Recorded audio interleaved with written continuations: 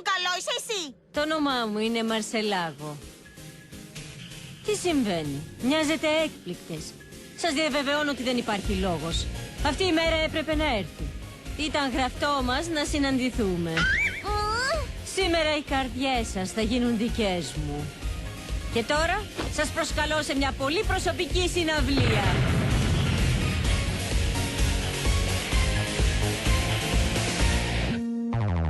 Σαν τριαντάφυλλο, όμορφη είμαι εγώ και με τα χάτια μου σας τιμωρώ.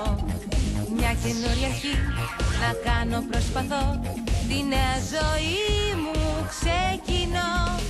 Σαν ακούω να με καλεί βαθιά φωνή, γνωστή του κάτω κόσμου το πεπρωμένο, θα μ' οδηγεί μόνο εκεί, θα βρω ξανά το φως μου.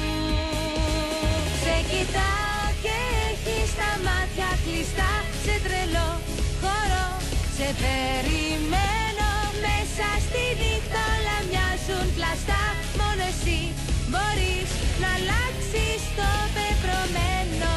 Μες στο σκοτάδι μόνη εγώ, εσύ. Αυτό δεν μου αρέσει. Αυτό το τραγούδι είναι τρομακτικό. Νιώθω σαν παράλυτη.